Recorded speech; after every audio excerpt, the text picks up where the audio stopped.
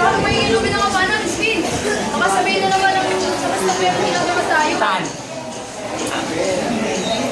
Basilio. Opo! Bitawan niyo po ako! Wala po akong kasalanan! Parang awa niyo po! Tulong! Pinay! Kuya, tulungan niyo po ako! Vamos! Vamos, kanta ikaw! Bantay! Sabihin mo nga sa mamang na ito na umabot siya ng Tagalog, hindi niya ako maintindihan. Palibhasa, hindi marunong ng wikang Kastila. Doon niya konsolasyon.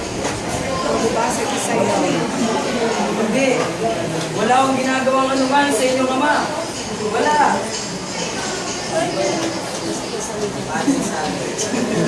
Ako pala eh. Dapat sa umaga, Rosildor at si Numerosa. Dapat hindi upang bumalik si Maria Clara.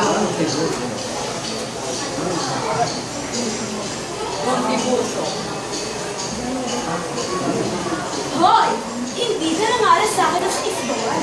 O baka gusto mo ang pamagawa ng gamot mo. Hindi mo alam.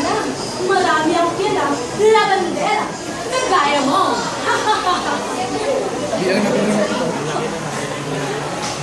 Doña Vic. Sinunod ko sa'yo sa akin na ako'y magabot. Sabi ng kasinungalingan, na sasabihin sa akin, Clarita. Vince, sabihin mo, Pilipinas, babae, huwag kang lahat. Hindi ko malam ng mga hiling bayan mula sa salitang Felipe. Inararangal kong kapatid sa iyo. Si Don Crisostomo Ibarra, anak ng aking imam. Siya galing sa Europe at aking sinunod. Santiago. Crispin! Basilio, mga anak ko! Crispin, ilabas niyo ang mga anak ko! Labasan ang atina. Ilabas mo ang anak ko!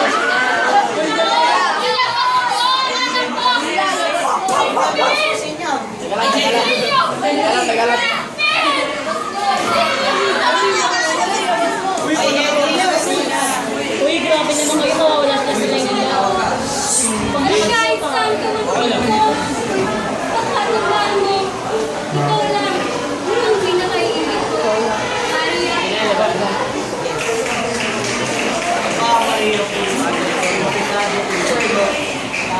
Matara, Edos, Kilos, Mercene.